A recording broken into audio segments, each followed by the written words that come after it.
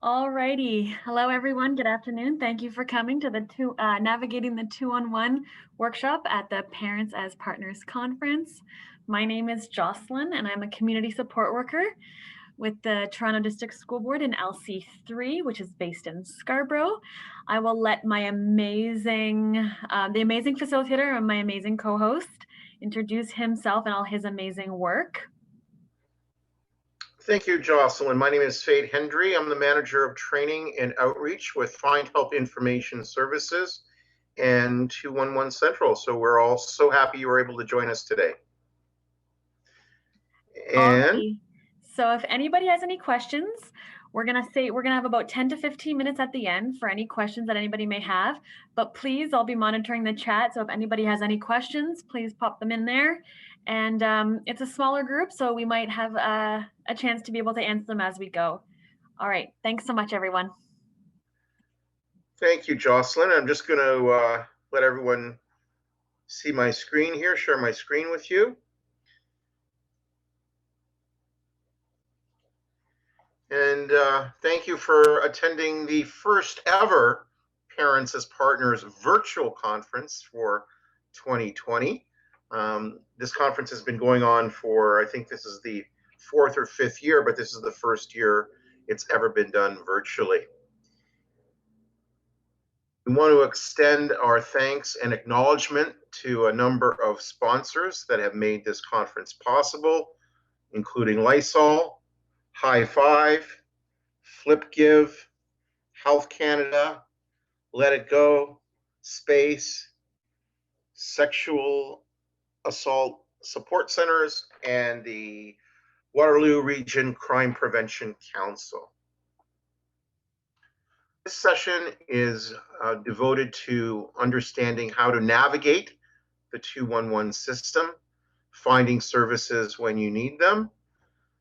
My name again is Fade Hendry from 211, and Jocelyn Smith, the community support worker from TDSB, is going to help moderate the session today. If you have any questions, please feel free to type them in the chat, and Jocelyn will forward them to me. We'll probably also have about 10 or 15 minutes at the end if you have any specific questions about anything that we covered during the course of this session today. So what we wanted to do today is provide you with a brief overview of Find Help Information Services and the 211 system. We're going to look at the N11 numbering system, and if you don't know what that is, you will learn shortly about N11 numbers and codes. We'll talk a little bit about service navigation and how to access a wide range of social services and supports through using 211. There'll be a brief demonstration of the 211 resource database. And again, we'll happily answer any questions that you might have. But the first thing we want to do quickly is just a quick overview of the N11 numbering system. And when I go around to different communities throughout the Greater Toronto area, I usually do this exercise because people are not that familiar with the N11 numbering system. The N11 numbering system is simply a 3-digit telephone number that has been assigned by the Canadian Radio and Telecommunications Commission for specific purposes. And I know everyone on this call is probably familiar with 911, emergency services for police, fire, or ambulance services. There is also 811, which is non-urgent healthcare telephone services that provides you access to a nurse. While that is not available in Ontario yet, we do have something similar to it. I'm sure a lot of you are familiar with Telehealth Ontario. That's equivalent to the 811 service in Ontario. 711 is the message relay service, and this is for people who are deaf or hard of hearing.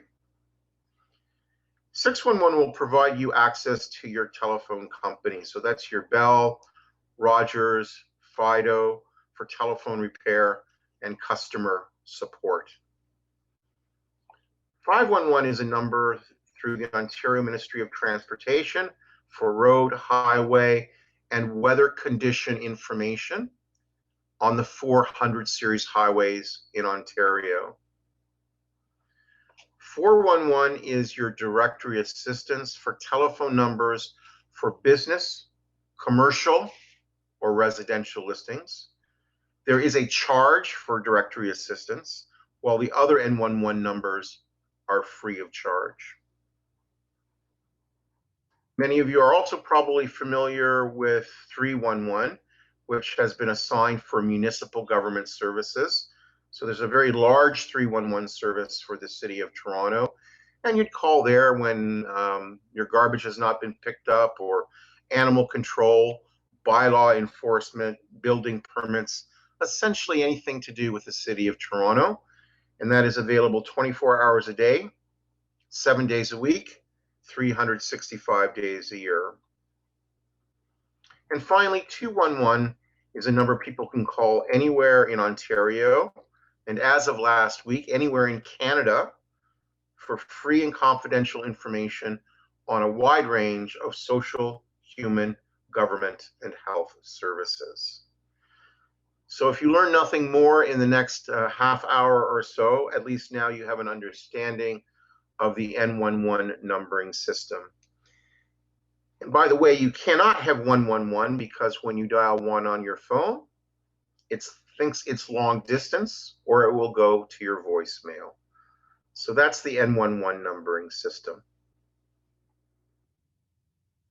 We wanted to focus today primarily on 211. 211 Central is a program of Find Help Information Services, and we used to be called the Community Information Center for Metropolitan Toronto. Some of you may be familiar with the old Blue Book or the Directory of Community Services. And we discontinued that publication back in 2010, and now all that information is available online for people to search for. 211 Central serves the regions of Toronto, York, Peel, and Durham region. And after hours, we answer calls for all the province of Ontario, as well as all of the Atlantic provinces and the province of Manitoba as well. We have a website, 211central.ca, which we'll be demonstrating shortly, which is a collection of over 20,000 community, health, and social service programs. This is an up-to-date, accurate, and reliable resource for anyone looking for human service information in the Greater Toronto area. We have different channels of access, different ways people can connect with us, either by phone, email, chat, text, or online. We are available 24 hours a day, 7 days a week, 365 days a year, and we are able to provide information, assessment, and referral services in over 170 languages. We have access to a tele-interpreter service that will allow us to provide instant translation and interpretation services where necessary. And as I mentioned, we're very happy to announce that 211 is now available throughout everywhere in Canada. We do have an inclusion criteria which dictates what agencies are listed with the 211 service. Generally, the agencies that are listed with 211 will provide a direct service to the public. So this could be things like food banks, drop-in centers, shelters, community health centers, hospitals, employment resource center, childcare centers, senior programs, and the like. They could also be networks or coalitions of direct service providers. Examples could be things like the Toronto Drop-In Network, or United Way of Greater Toronto, or the Ontario Council of Agencies Serving Immigrants, or the Toronto Coalition for Better Childcare. They may also be involved in licensing, planning, or coordinating direct services. Things like the College of Physicians and Surgeons of Ontario, or Law Society of Ontario, or the various college and regulatory bodies for professions in Ontario. Every organization that is listed with 211 is either a nonprofit, charitable, community-based, or government organization. We list very few commercial services. Examples of commercial services that we would list may include things like retirement homes or commercial childcare services. But generally, I would say 99% of the organizations are nonprofit or government services.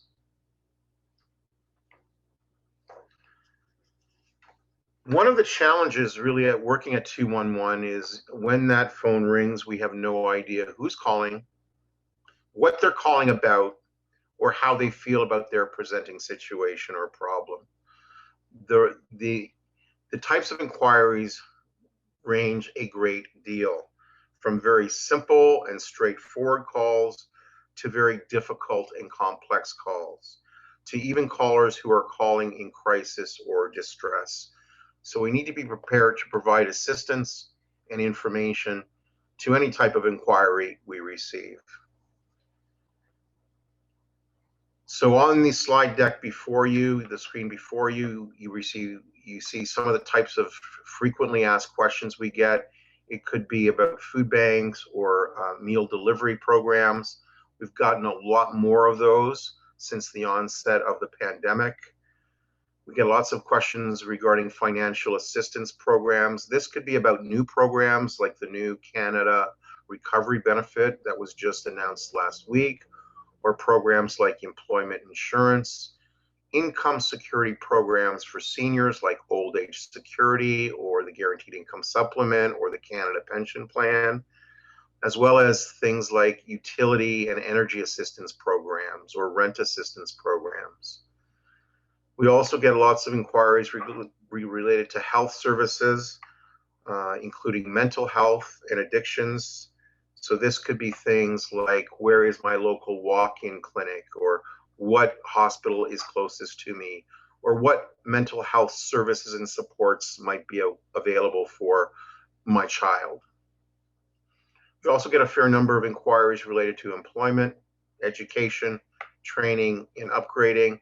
This could be programs like the Second Career Program or literacy and basic skills programs, or different types of apprenticeship programs. A lot of our callers or inquiries are from newcomers who may be new to the province of Ontario or the GTA, who may be looking for things like English as a second language, or language instruction for newcomers to Canada, or translation and interpretation services, or credential evaluation. Hey, we also have one yes. quick question in the chat. Does this include religious organizations? It can. It certainly can. It depends on what type of services are being provided by that religious organization. So we do list like organizations like the Society of St. Vincent de Paul. We list Salvation Army. We do list some churches, but churches have to actually provide a direct service to the community beyond just their congregation. So if they're running a food bank, like for example, there is a food bank in central Toronto called Churches on the Hill Food Bank. We list that because they provide a food bank as part of their service delivery. So it really depends on what is being offered by the actual religious institution. But yes, we would not disqualify them or not include them in our listing just because of a religious affiliation. We do list a number of religious organizations in our database. Thank you for your question. Services for seniors, and this could be things like home support services for seniors to allow them to maintain their independence in their home for as long as possible, Meals on Wheels. It could be senior transportation programs to and from medical appointments. We also get lots of questions around childcare subsidy, children's programs, parent and child drop-in centers, the early year centers, as well as information on emergency, crisis, and victim services and supports. as well as information on legal services and supports, so where someone can apply for the legal aid plan, or where their local community legal clinic is, or how someone can go about finding a lawyer. We also have information on housing services and supports, including shelter and housing help centers. And a lot of the information now is really focused on COVID-19 related information and support, as we're seeing lots of changes to data and lots of changes to services as a result of COVID-19. Some organizations have closed, some have suspended services, some have transitioned most of their service delivery to an online, virtual, or remote format. And we also provide information on many types of other things as well. So as you can see, it's quite broad and quite varied in terms of the scope and the nature of the questions, inquiries that we receive. Are there any questions so far before we move on? Not as of yet. Okay, thank you, Jocelyn.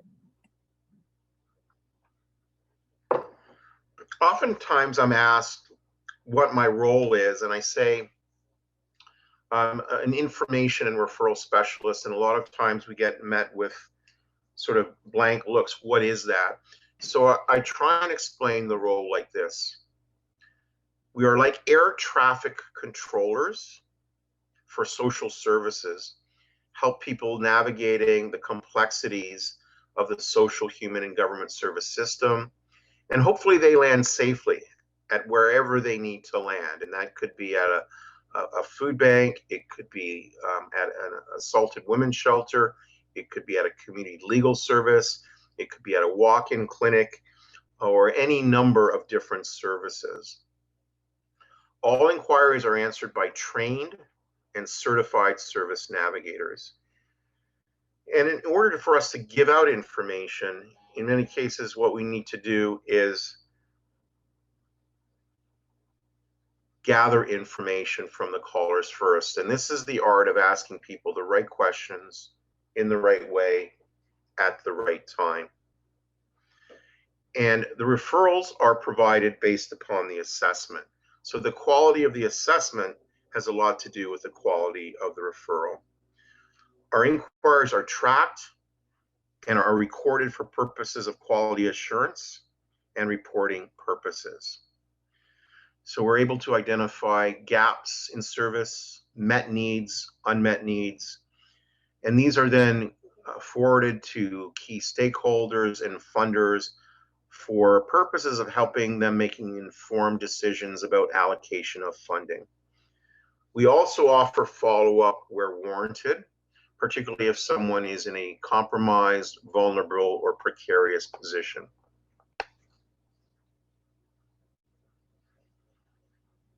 These are the ways, again, to connect with 211. There's different channels of access. Again, anyone can call 211 from anywhere in Ontario or anywhere in Canada for information on social, human, government, and health services. And the service is available 24/7, 365.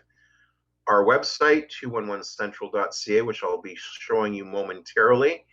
And this is a data repository and collection of over 20,000 programs and services. And there's different search strategies or search logic that people can use to find appropriate services and programs. We are also available through chat at 211ontario.ca chat, and then text. You can text 21166 to speak with or text with a service navigator, as well as through our email channel, gethelp@211ontario.ca. And we have a number of different social media channels. Before you get going, we have one quick question. Sure. You were just speaking about how you consider yourself an air traffic controller. So we have a job question. And someone asked, are you trained by the government, or do you need any specific schooling before applying? That's a really good question. Thank you for the question. We are not trained by the government. We do receive some government funding from the City of Toronto, from the Province of Ontario, as well as most recently from the federal government. Um, the staff who answer calls at 211 come from a wide range of backgrounds. A lot of them do have a background in social services. So we have people who've worked with victim services or in shelters for abused women. We have some internationally trained professionals who might have a social work background. We actually do a very comprehensive training and onboarding program before people are able to answer calls at 211. It takes about 4 weeks of training and onboarding because there's much more to the job than just answering the telephone. I think some people think it's a very easy job when in fact it's quite difficult and quite complex. So we do our own sort of internal training program, and we are part of a network through the Alliance of Information and Referral Systems that also has a lot of online training programs that people can go through as part of self-directed learning in information and referral. But there's not sort of just one thing we sort of train on. We train on, assessment skills, but we also do a whole morning on these are all the financial assistance programs that you need to know, or these are the mental health services that you need to know, as well as we do a lot of training on our resource database, not the one I'll be showing you momentarily, but we have a resource database is integrated with our phone system for call tracking. So it's really important that people who are answering the phone have very well developed information retrieval skills so they're able to retrieve information in a very timely and efficient manner. I hope that answers your question. It does. Well, it wasn't my question, but I believe it does. But just before you continue, could you remind us of how many languages are spoken at 211? Yeah, we have access to 170 different languages through a service that we use called the Teleinterpreter Service. Now, we also have staff, I think we have about 16 or 17 languages that our service navigators actually speak at 211. Usually French and English is always available when you call 211, but we have staff who speak Urdu, we have staff who speak Hindi, Spanish, Italian, Russian, Polish, and a number of other languages as well. Also, we're able to search our database by services according to language as well. So usually we're able to overcome some of the language barriers, either through our own staff, by searching for languages in our database, or by the teleinterpreter service. Thank you for your question. So we'll just transition now to showing you a little bit about the 211 database. We've also created a portal specifically for COVID-19, which is a priority services sites, and it's based on the types of calls we're encountering most frequently regarding COVID-19. There are some mapping features, keyword searching, topic or guided searches. Organizations can actually update their record online through 211 Central.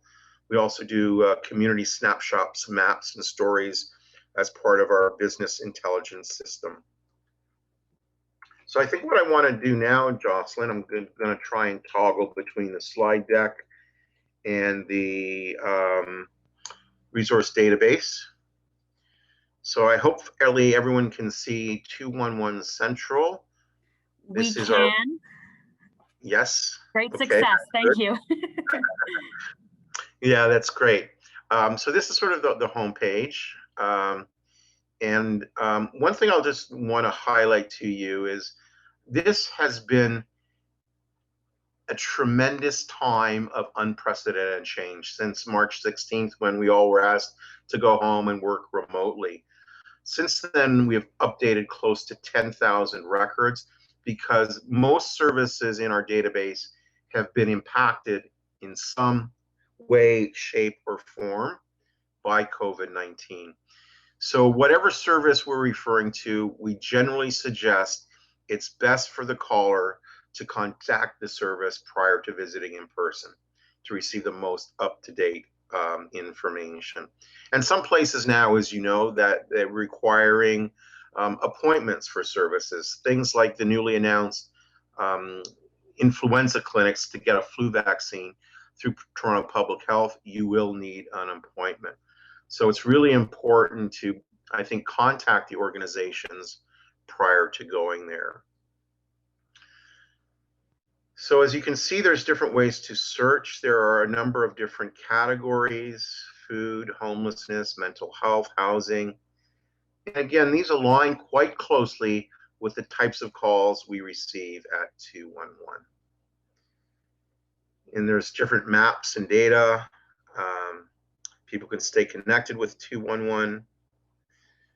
We have service trends according to different regions, so you can see what calls are most frequently or what inquiries we're most frequently receiving in Toronto versus the ones in Peel versus Durham versus York.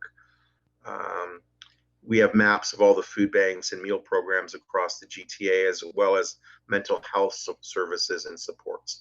But I'll just show you a couple of ways to search. And the first way is through, let's say, a topic search. So I'm just going to click on the COVID-19 priority topics. And we have a listing of 8 or so different topics here, from eviction support or assistance, food banks, food delivery options, housing support, mental health support, ready to eat and takeaway meals. The default here is proximity, and I think that's probably the best to keep it on proximity, and you can filter results according to distance. So let's say I want to find a food bank that is located near me, or any address for that matter. I can just type in an address. I'm going to type in 486 Jones Avenue. You must actually type something into the location search bar, whether it's Toronto, whether it's a postal code, or whether it's an actual address. Those are the 3 things. But usually we suggest postal code or address is usually the best search location entry you should be able to make. So I'm just going to click on food banks. And as you can see, it brings up a list, and it's sorted by proximity. So this is the closest food bank to 486 Jones Avenue. And I'm going to click that on. I'm going to get more information about the Eastview Neighborhood Community Center.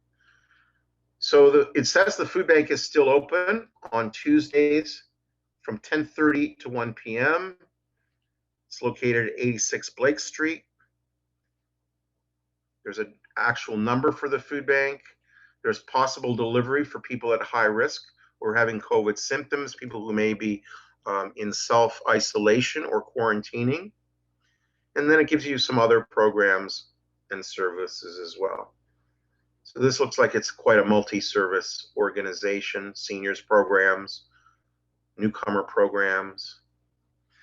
Really important, and this I would say applies to any service, is that virtually every single service that we refer to, virtually every single service that is listed in this resource database will have some eligibility criteria associated with it. So in this particular instance, it's the residents of the catchment area. So that's Danforth to the north, Lakeshore Boulevard to the south, Carla to the west, Jones to the east. So you need to live within those boundaries in order to be eligible for those services. Different organizations have different types of eligibility criteria. It could be based upon one's geographical location. It could be based upon residency requirements. It could be based upon income level. It could be based upon status. It could be based upon gender. It could be based on a number of different factors. So it's really important for service navigators, or for anyone for that matter, who's using the 211 resource database, to be mindful of the eligibility criteria, as well as application procedures. So if they're an existing client at Eastview Neighborhood Community Service. That's great. But new clients would need to register at the Daily Bread link to feed.ca program and bring the client ID number. So it's important to be mindful of the application procedures as well. Some programs you might need an appointment. Others you might be able to just walk in. Some programs might require a professional referral. And then there's basic sort of contact information. So as you can see, this was just updated last, what are we today, the 25th? So this was just updated, I believe, last Thursday. So the information is very current, very up to date. If changes are needed, a member of Eastview Neighborhood and Community Services could just update their listing online.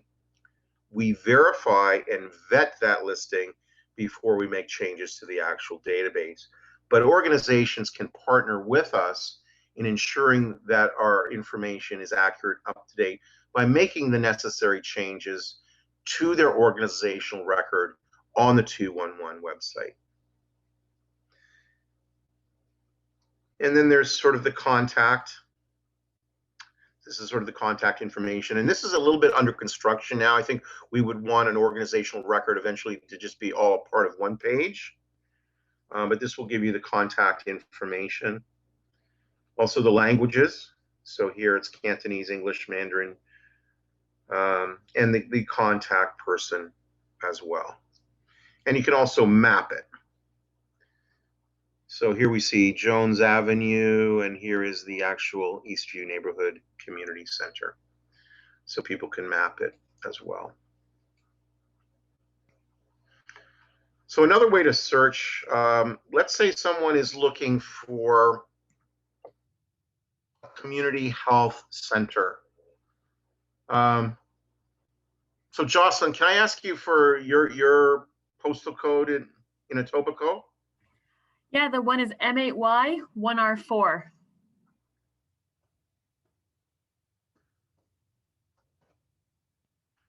Okay, so I'm going to then go under health care, and I'm looking for a community health center. And it brings up the Lamp Community Health Center, which is, it'll give me a sort of approximate distance away. It's less than 3 kilometers. And then I'm going to click it on. And again, COVID-19, certain programs are operational. Certain programs may have temporarily shut down. So you can see they have a chiropody clinic, a dental clinic, harm reduction services, nutrition counseling, occupational health, physiotherapy, primary health care. No Ontario health insurance is required. That may be very helpful for some people. Diabetes education program. And again, the status, the hours of operation. Again, residency requirements south of Queensway within the borders of Etobicoke. Some programs may have extended boundaries. So they offer quite a lot. Again, this is a relatively recent update, September 16th, 2020. And then I can click on here and get the contact information and the actual map. So the other way to search is by either typing in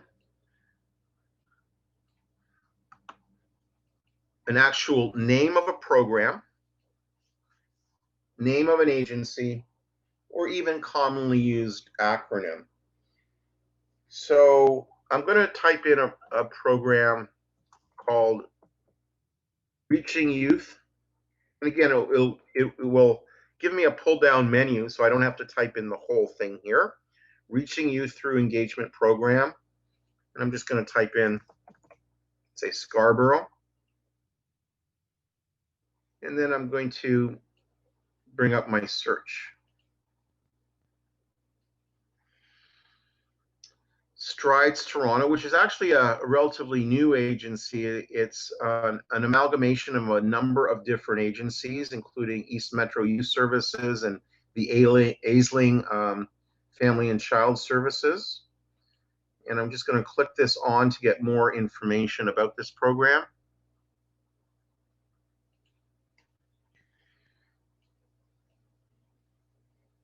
So as you can see here, they've transitioned mostly to telephone or online services. They're still doing intake. And they have a number of different programs. The Respect in Schools Everywhere program, the RISE program. They have a multimedia program for marginalized youth and youth living in priority neighborhoods. They have a youth zone. And again, we see here the eligibility is primarily based upon residency or location being Scarborough, and the age requirements being youth between the ages of 12 to 29 years of age.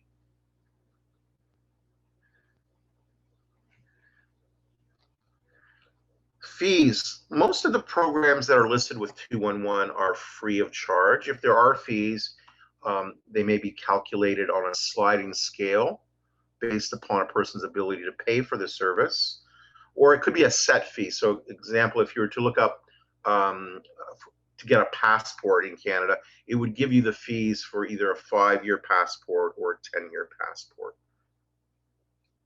So fees is another of the sort of the mandatory fields or data elements. So there's different ways to search. Again, either by keyword search, agency name or program name or acronym, or by topic search. I'll just show you one other thing while we're here. COVID-19 trends and maps. So I'll just show you, which is quite interesting, the first 8 weeks of our COVID response. Our call volume actually doubled, and there were days where, there were many people in queue waiting to get information. So we've actually had to onboard an additional 40 service navigators since the beginning of the pandemic. Everyone is operating from home, so we are all virtual. We worked with a number of organizations on food security collaboration, new organizations that were set up in response to the pandemic and in response to food security issues. Organizations like the Friendly Neighborhood Helpline, which was a food and medication service delivery, or the Good Neighbors Project. We've created the COVID information portal. We sat at a lot of different tables, including the City of Toronto community cluster tables. Our call volume increased significantly. And in some cases, there were not ideal solutions for presenting, for all the presenting problems. So for example, one of the big needs we identified early on in the pandemic was the lack of access to computers for people if they needed to apply for the Canada Emergency Response Benefit, or they needed to get their income tax clinic or income tax done, but they did not have access to a computer. And places you would normally go to access a computer, like an employment resource center or a library or your local neighborhood community center, all those were actually closed. So something that was usually very easy to provide to people, access to computers, became increasingly difficult to provide.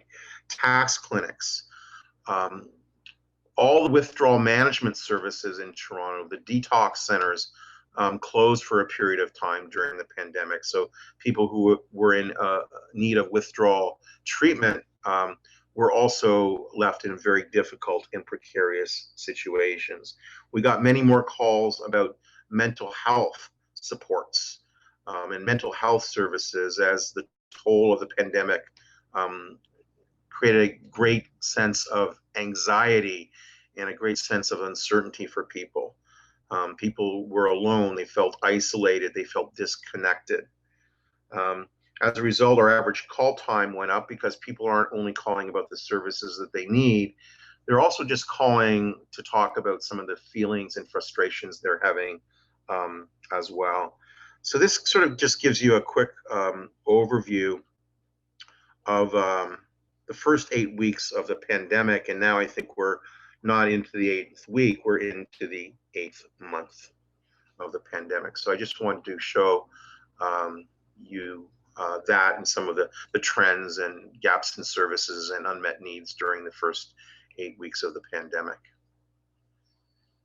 I'm happy to answer any questions that anyone might have or do any other searches for people. I don't know if there is any other questions, Jocelyn. There's no other questions in the chat. I will add my, as the community support worker for the TDSB, I will be adding my email address into the chat. And if anybody has any questions, I'll do my best to answer. If not, I will find the answer for you from our very lovely facilitator today, if nothing comes up. One of the challenges, I'm not sure how many people on this call or who attended this session knew of 211 before the session started today, Jocelyn. We find that a lot of people don't know about 211, and sometimes you don't need to know about 211 until you need to know about 211. So, for example, you probably don't need to know about employment insurance until you're laid off your job and you need to apply for employment insurance. You don't need to know about where your closest food bank is maybe until you actually need meals or a food bank. So sometimes you don't need to know something until you need to know something. And 211, I think, is always a good starting place because we're always able to sort of direct, guide, and help people navigate. And it's not only just giving out a phone number or an address to an agency. I think it's also about imparting information that allows clients or individuals to become empowered to the extent possible. So when we're providing referrals, we want to educate and empower people to become knowledgeable consumers of the services they're being referred to. So we want them to be ready and know about how to access services, what questions they might need to ask, what is it they'll need to be prepared for when they go to agency ABC.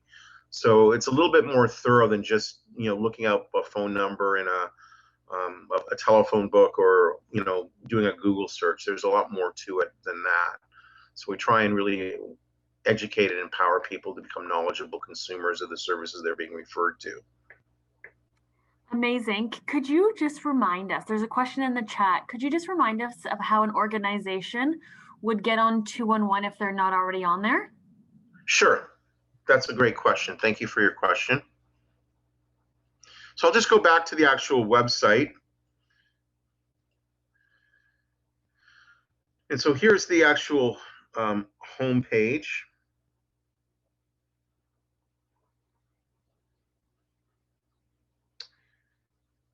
And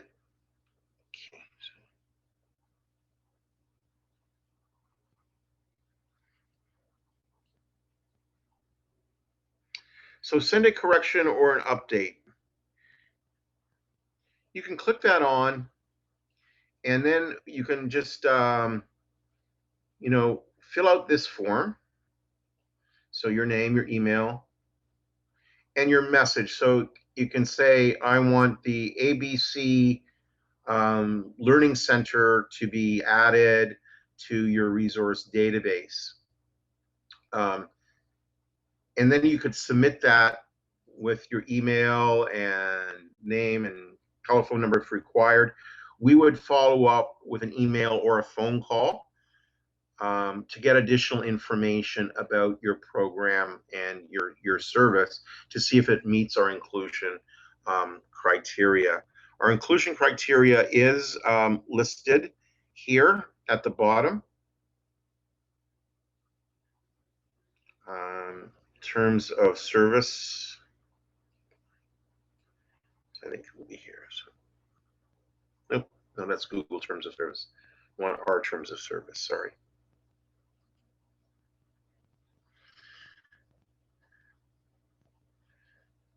So listing inclusion. I hope you can still see this. These are the priority areas. So we sort of went through this. But we have first priority services. So that would be things like food, clothing, shelter, emergency assistance, victim services, access to permanent affordable housing. And we also give priority to services for people who may be experiencing blocks or barriers because of, languages or disability, health, um, people who are marginalized or people who might be at risk or experiencing homelessness or social isolation.